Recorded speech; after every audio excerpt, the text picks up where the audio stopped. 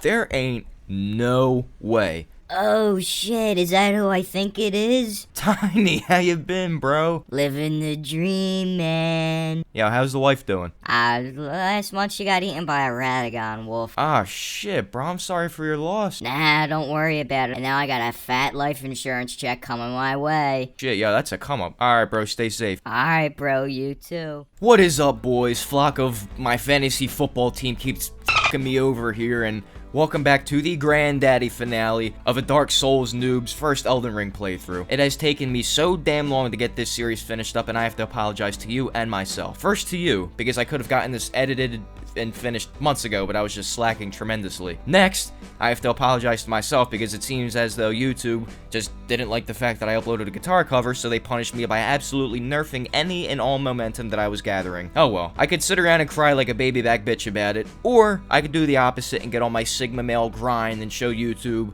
that I am not gonna let their damn algorithms mess with my confidence. Thank you to everyone that clicked on this video, and without further ado, let's wrap up the series, boys. Now, if you did see the last video, I suggest you watch it before this one, you obviously saw that I was struggling with both Radagon and Elden Beast. What you didn't see was all the failed attempts that didn't make it into the video, or else I probably could have just notched a Guinness World Record for the amount of times I died to a single boss. I was at my wit's end, but I had a plan. Unfortunately, that plan involved me cheating on Tyrone because I had the idea to get my hands on the Black Knife Tish Spirit Ashes to see if that would actually help me better in the final fight. So I hopped into the Ringleader's Everjail once I found it because I am absolutely directionally challenged, if you get my drift. According to the lore, Electa was the head honcho in the Knight of the Black Knife, so this chick's got some knife skills like Crocodile Dundee, man. That didn't seem to matter because I was going full Ray Rice Blicko mode on her, and the fight was honestly shaping up to be a piece of cake. We were trading damage a little bit, I was fine with that. See, the key to psychological warfare is giving your opponent the illusion that they're making progress, and then you gotta pull the rug out from underneath them just to show how futile and pathetic they are. All I needed to do was dodge one more simple attack, and then...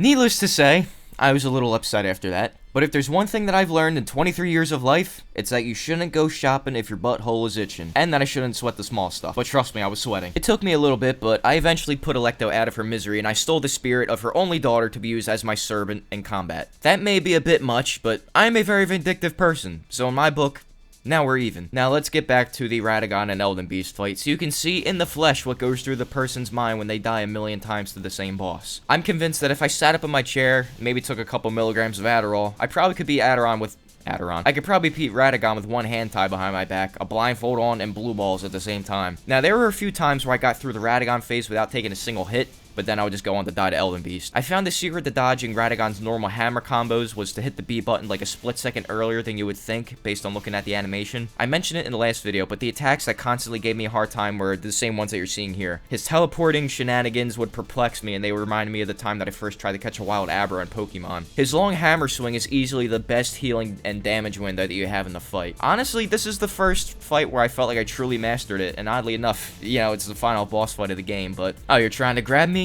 You can't do it. You're trying to bonk me? You can't do that either.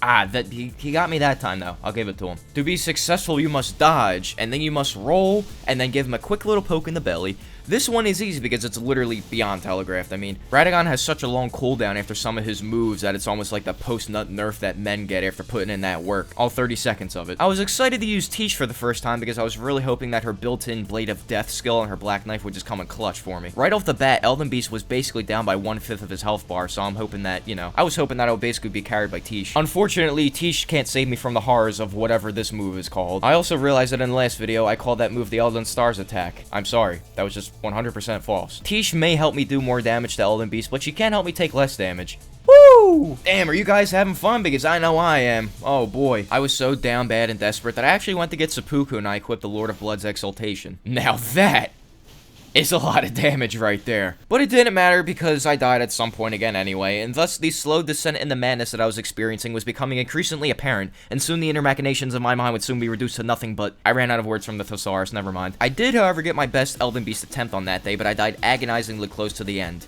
I think you guys get the point. It's about time I show you the winning attempt. I think we've all earned it here. I started doing something a little different towards the back end of my Elden Beast fights. Instead of calling in Tyrone right away, because I gave up on Tish, I would just rebuff myself instead. That way, my first couple volleys of attacks would do a little bit more damage. It's a pretty simple strategy. I don't really need to dumb it down for you guys. Or do I? I called in Tyrone when Elden Beast was a little more than a quarter HP gone, and I knew that Tyrone wouldn't make it for the whole fight, so I just had to go absolutely apeshit bananas on this fool before my buddy suffered his eventual guaranteed death. You know, I would love just one time for Tyrone to make it through an entire fight against the boss. Is it really too much to ask for? The main lesson I learned after all this time is that whenever I go to fight the Elden Beast in the future, I just have to be way more aggressive against him. I have to stop being a simp and be a pimp. Oh, I'm feeling it. Oh shit. Oh shit. He's gonna do it. Is he gonna do it? Can he do it? And goddamn right I did. After all this time, all the self-doubt, all the frustration, the inspiration, and the hardship, Flock of Turtles, the man that couldn't even beat Soldier of Godric all those months ago, has finally conquered a living god amongst men and earned the right to call himself Elden Lord. What a journey it has been. And am I so proud of how far I've come. But this, my friends, is not where the journey ends. There is but one more boss that I have to beat to call myself a true Elden Lord, one final demigod, and one more challenge. One more session of the try not to break my controller and bash my head against the wall challenge. And I think you all know exactly who I'm talking about. Oddly enough, it would be a little over a month before I logged back on the Elden Ring after beating Elden Beast. I was just so relieved and happy and it burned out at the same time. I knew the Halig Tree itself would be a bigger test of patience than those times where I would ride on public transportation after school, and there would be screaming little kids running up and down the middle aisle. More often than not, under the supervision of some hood rat hoe that was staring down at her phone, probably waiting for her sugar daddy to text her back. Yeah, so anyway, before I go too far into reliving my past experiences while riding on SEPTA, I wasn't aware that I would face multiple challenges before I even got to Millennia. Like this putrid avatar. It really shouldn't be that hard at this stage. I mean, the avatars have a relatively small moveset. I've got a weapon that deals fire damage, you get the idea. But the problem is, I just hate the scarlet rot. I hate it. Like, I just hate when these dudes just spew their goo everywhere, you know what I'm saying? I died a bunch of times to that golden homing missile leaf thing. I think I had to use multiple stone sword keys to get this spell. I am not impressed. Alright, you son of a bitch. Let's see how you like some swarm of flies coming in hot. Well, now I feel pretty stupid, not gonna lie. I used Swarm of Flies one time. One time! And this is what I get in return. It took me forever plus a day to kill him, but I eventually got around to it. And I got the Rotten Staff. I might use that in the future, who knows. What if I told you that I was playing cat and mouse with these two Clean Rat Knights for 10 minutes, just using Swarm of Flies, ran out of all flasks, got this final night within Swarm of Flies kill range, and still died? I'll just shamelessly admit that I just cheesed the hell out of them. Do you really think I'm gonna go into their house and try to take them on? You're out of your damn mind. I mean, seriously, these dudes scared me more than about 80% of the boss fights in this game. These guys are cracked out of their mind. I decided that I did not, in fact, want to fight the small army of soldiers plus Avatar number 2 that were parked in front of the Alfale inner wall section, so I went to find an alternate route around them. I had to shake off another Clean Rat Knight that was following me, you know? I didn't want to deal with another one of those guys. No, sir, my stress levels go way through the roof when they show. Hello there. They can climb! I wonder if this is what it's like to be a customer inside of a butcher while there's a group of angry vegans outside protesting. Like, bruh, why are you saying that the butcher is committing animal abuse? The animal is literally already dead by the time it gets there, you dickhead. All that I'm trying to do when I go to the butcher is just mind my own damn business and get some high quality pieces of meat to put in my mouth later. Is that too much for a man to ask for nowadays? I'm like a slippery Islamic slug up in here, boy. I told you I wasn't gonna need to fight anyone, but then I got curious and I wanted to see if I could take out the Erdtree Avatar. I thrive on hating on them in particular. Turns out that they thrive on hating on me every single time I fight one of them. I made my way further into the inner confines of the Halig Tree, and the anticipation was starting to really get me nervous and excited. Not only was I mentally preparing for the Millennia fight. Okay, why was I doing that with the camera? We out here zooming. Boy, you can't catch me, I'm like a fart in the wind. So here we stand at the final crossroads. Over there in that pit is where I have to give Millicent one final hand and finish her quest line. Yes, the joke is old, but I'm proud of it, so I'm going to keep using it, okay? Before we have to help Millicent stop getting bullied by her sisters, I have to take on the strongest variant of a boss that I've gotten to know pretty well. It's got a very special place in my heart because it's the first semi-difficult boss I ever beat. One final putrid ulcerated tree spirit, and my god, is this guy insane. I had no desire to fight this one fairly because I didn't want to get caught up in the pit of rot below. Of course, that didn't mean shit because I still got infected with it anyway. Damn, this is so sad. Can we get 9 billion likes and a copy pasta in the comment section? This took me a few tries and every attempt took forever. On the last try, I ran out of FP and I had to resort to using Starlight Shards so I can just keep using Corpse Piler again like a little crackhead. No guys, you don't understand. It's not an addiction. It's just something I need in order to function and to survive on a day-to-day basis. I can stop at any time, dude, I promise I'm not addicted to using it. I ran around like an idiot for about 5 minutes and then I realized that I missed a couple of Millicent's locations on the map. I suck. I know. Alright, there's one, there's two, and away we go. This was very chaotic. One of them tried to sneak up from behind me and give me a prostate exam with her scythe. Wait, where's Millicent? This asshole down here must be training for the Elden Beast fight because she just wouldn't stop spamming the damn pest threads. She actually almost killed me for Christ's sake. How many times do I have to tell you? Stay away from my fly-ass sugar mama. Oh yeah, Mr. Krabs, that is what you love to see. This, however, is not what you love to see. Do you know what this ungrateful ass clown did? I took out the needle myself. You what? Well, I mean, she's not gonna need the needle anymore, so I guess I might as well take it. Next time, I'll give it to someone that actually appreciates it and that doesn't, you know, off themselves like an idiot. I had to make one final pit stop before taking on Millennia, and that was to get the Dragon Crest Great Shield Talisman, an absolute must for New Game Plus. I had to exterminate an entire family of kindreds of rot, and I had to kill this last one because he looked at me funny. Damn, it was really August 18th when I recorded this. Other YouTubers beat this game on a bi-weekly basis.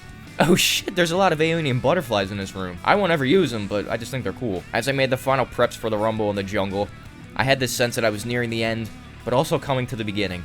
The end of my journey as a Dark Souls noob, and the beginning of me finally able to do challenge runs and other cool shit on the channel. I knew I was just stalling. I was shaking in my space boots like a chihuahua. Alright boys, this is the final battle. The final test. Let's get into it one more time, okay? Together. Heed my words. I am Malenia, Blade of Mikola.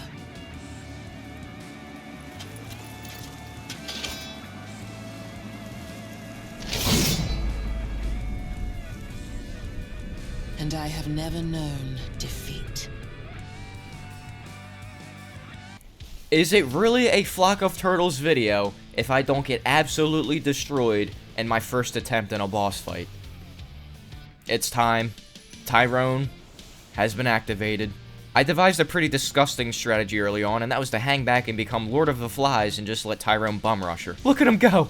It's beautiful. Even though Millennia is clearly the hardest boss in the game, I think she's definitely the most trivialized when using the Mimic tier. Definitely by design. Dude, I was thinking me and Tyrone were gonna win on the first try, but apparently Millennia took that personally. We did manage to get her down to phase 2 though, and I was pretty satisfied, but not too satisfied. I guess kind of like that feeling when I was a kid and I asked for a guitar for Christmas, but I got a first act guitar instead. I thought that we had it in the bag because Millennia was down to half health before she even really got out of her Scarlet Aeonia animation. There was no way I could lose. Or was there? What occurred next was just the case of same shit, different toilet. I started all the fights the same way, did the same exact stuff. It was kind of boring, honestly. The scariest part about all this is that I still really don't understand like 95% of her attacks. I'm so happy that Rivers of Blood got nerfed. This weapon was just so stupid. Oh my god. Tyrone got clapped like right before the phase transition, but the good news is I was actually able to dodge Millennia's opening attack and perform my ultimate strategy. More flies. Too bad the swarm of flies can't save me from everyone's favorite attack in all of Elden Ring. I won't lie, I still died a few times in phase 1. Fast forward a few tries, and I got to this one that I honestly should have beaten her on, but I just completely shat the bed and almost booked a 5-night stay at the local loony bin to ease my mental suffering. Things were going about as normally as they could. I sent 1,000 rabid flies to munch on Millennia's ass. Tyrone was fighting for his life with 1 HP in a dream. Tyrone was dead after fighting for his life with 1 HP in a dream. Everything was on the up. She went for another Scarlet Aeonia, my eyes lit up because that was my chance to win. That was the plan, and it sounded great. You know, the only problem is that somehow I forgot to dodge the attack, and then I stared at my TV in disbelief, wondering how I could still be so bad at this game. But there is some good news after all of this, because after about 30 more minutes, I managed to finally recover from the prostate exam I got the day before. It didn't really go how I expected it. I'm actually really surprised that the doctor managed to do the exam while he had both of his hands on my shoulders. Millennia was just getting bullied. I actually felt bad for her. Just kidding. It felt good going into phase 2, because for some reason she had a pretty sizable chunk of her health missing. Is that supposed to happen, or did I just never notice that? Didn't really matter because this fight was over before it even started.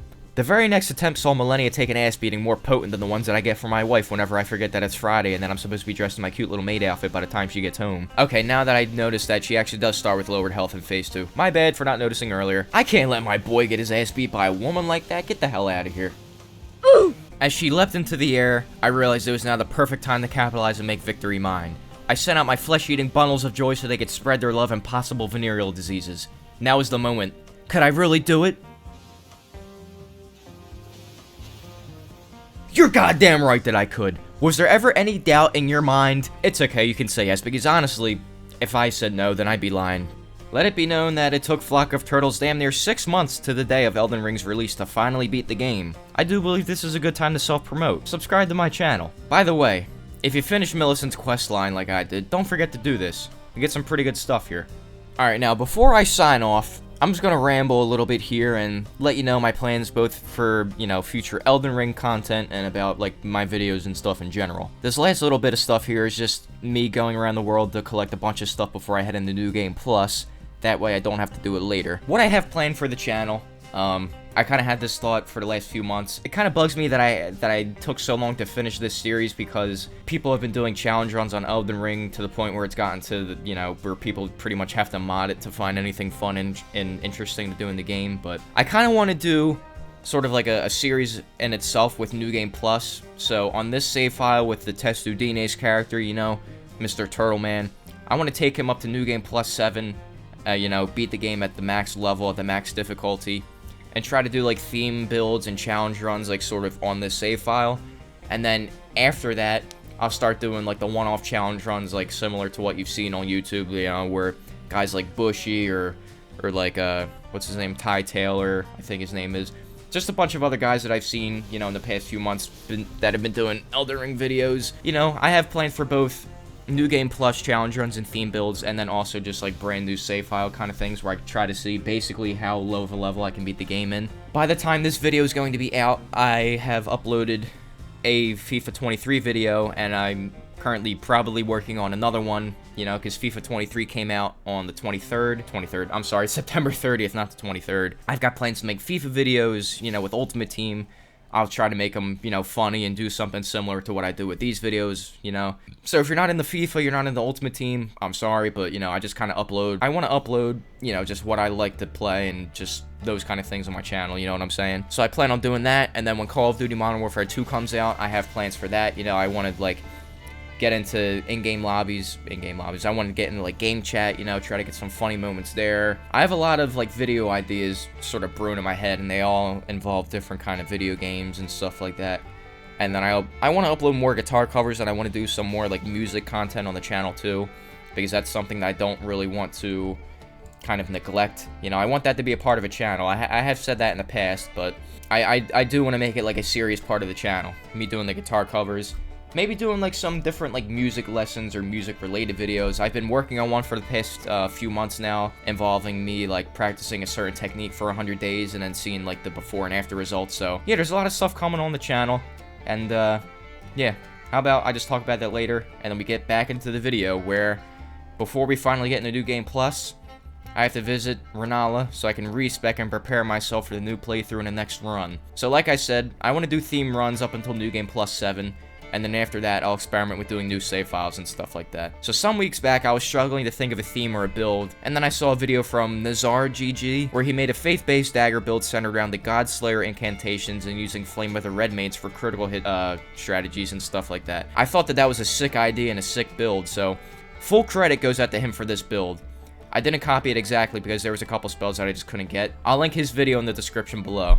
Without further ado, I introduce to you my version of Nazar GG's Black Flame Rogue. I shall name him Death. Oh shit, wait, I can name him after a song by Death. This is a perfect opportunity. Should I call him Spirit Crusher? Scavenger of Human Sorrow? The possibilities are endless. Anyways, this is it. This is the guy right here. And there it is, folks. the end of my first playthrough of a Dark Souls related game, and the end of my first actual series on YouTube. These past few months spent playing this game and experiencing everything associated with it has truly reignited my passion for gaming and has motivated me to do so much more with my content. I just want to take a second to thank everyone that's come along with me for this ride thus far, because you have no idea how much this means to me, man, even if my channel is like a drop in the ocean of YouTube content creators. Oh my god, content creators. I hate that fucking phrase so much. It just sounds so douchey. And anyways, big shout out to my OG friends and my buddies from work for giving me the motivation to keep at this YouTube thing, man. Shout out specifically to Dylan for convincing me to buy Elden Ring, even though I had literally never touched a From Software game before in my life. So technically, this would not be possible without him. Let's get a W for Dylan in the comments section. Shout out to Jared and Nick for being the first ones to always watch my videos. This is a pretty somber moment for me because I remember, you know, the feeling I had when I logged on the Elden Ring for the first time and opened that door to step out in the Limgrave, and it's just a feeling that I haven't felt in such a long time, man. I've really never been so mesmerized and astounded by a video game before. It kind of sucks because that magic is a little lost and it'll probably never be, you know, a thing again once I beat the game enough times, but I'll never forget how this game made me feel when I stepped into those rays of gold for the first time. With all that being said, thank you for watching. Subscribe to my channel for more Elden Ring and for whatever else comes next. I have some things brewing in my head, like I said, and I'd be honored if you guys stuck around with me to watch, you know, what I do. It's been something I've really wanted to work at for a long time, and something I've wanted to do for a long time, and I'm happy that, you know, I can finally do something creative, you know, with myself and with my head. Yeah, so that's enough rambling from me, I guess. I've been Flock of Turtles. You've been amazing, and I'll see you next time. Oh yeah, and Ronnie's ending. Easily the best one. Just my opinion. Okay, now, for real, I'm gone this time. See you guys in the next one.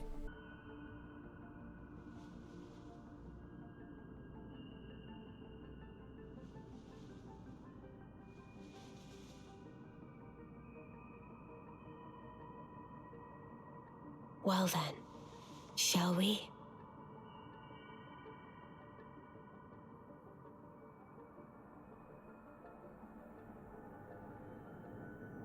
My fair consort eternal.